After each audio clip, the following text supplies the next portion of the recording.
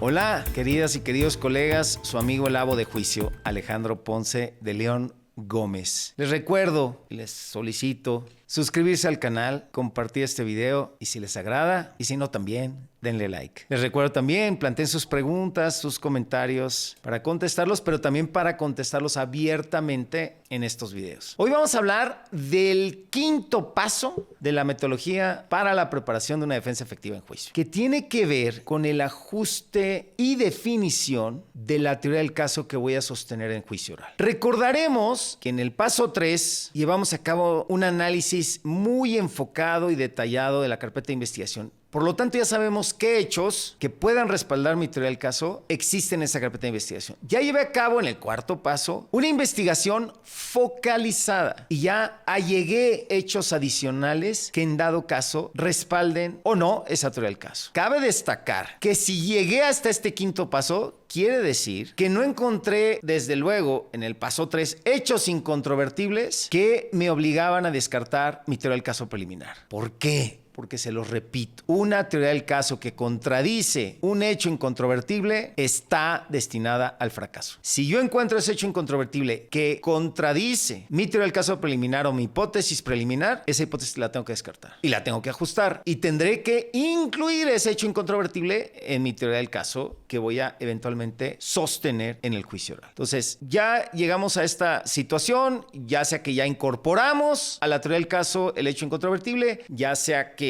no encontramos hechos incontrovertibles que abiertamente contradijeran esa hipótesis preliminar. Y de toda esta información que ya tengo sobre la mesa, todos estos hechos a través de las tablas que obtuve de la carpeta de investigación, del descubrimiento en materia civil y familiar o de mi investigación, ya lo que tengo que hacer es una evaluación tomando en cuenta todo eso para llevar a cabo los ajustes necesarios a mi teoría del caso preliminar, para ya casi definirla en un 80%. Y estos ajustes generalmente van a tener que ver con detalles del elemento fáctico de la historia que voy a ir a contar a juicio, de los hechos que sostienen mi teoría del caso. Eso es lo que generalmente ocurre.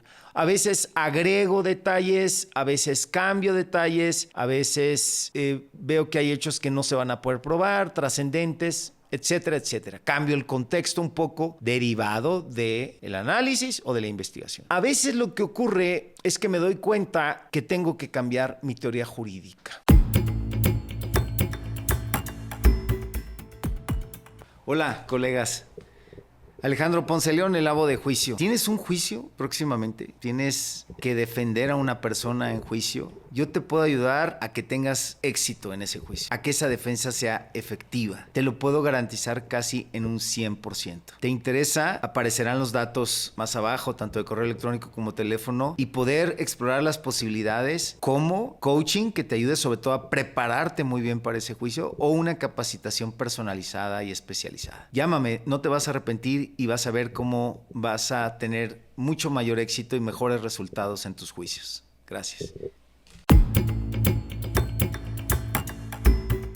Les quiero platicar muy rápidamente que de la investigación preliminar que se había llevado a cabo, del análisis, estaba muy claro, del análisis de la carpeta de investigación, paso 3 y 4, era un caso donde estaba claramente que a un defendido llamado Hilario había llegado una persona, un lavacoches, y le había intentado, primero lo había golpeado en la ceja fuertemente. Hilario, una persona de la tercera edad, 65 años, el agresor, una persona más joven que él, y luego sacó una navaja y se la intentó enterrar en el estómago. Hilario pudo detener el cuchillo con las manos y, bueno, logró aventar o quitarle en un momento desapoderarlo de ese cuchillo. De todo el análisis había heridas de Hilario, el dictamen médico, había testigos, de la investigación también surgió todo eso. Pero luego apareció un video del C4, C5, estas cámaras que hay, esto ocurría en Hermosillo, donde se veía que después de que lo había desapoderado, el occiso había salido caminando y atrás iba Hilario. Y esto hizo que tuviéramos que cambiar totalmente la teoría del caso porque era un hecho incontrovertible el video, en el sentido de primero analizamos el tema de una exceso de legítima defensa y luego un tema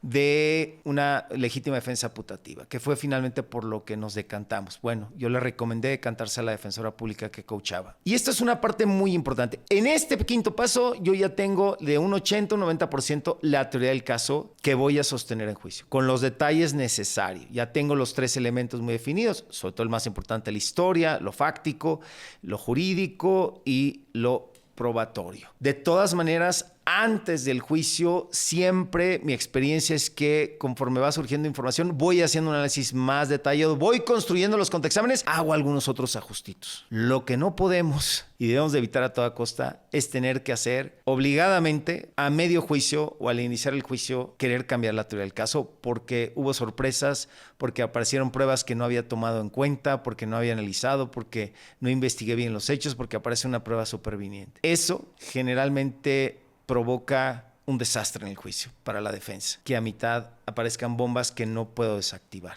¿vale? Por eso, antes del juicio, un día antes a veces, ya tengo que tener mi teoría del caso en un 90, por lo menos 95%. Sí hay algunos ajustes menores que haré, sobre todo en el alegato de clausura, dependiendo cómo salen las cosas en la prueba, pero tengo que tener ya una definición. Pero este quinto paso, ya aquí empiezo a trabajar para pasar al siguiente paso, que es el sexto paso, preparación de los contrainterrogatorios. Ya tengo que tener una teoría del caso bastante definida y definitiva.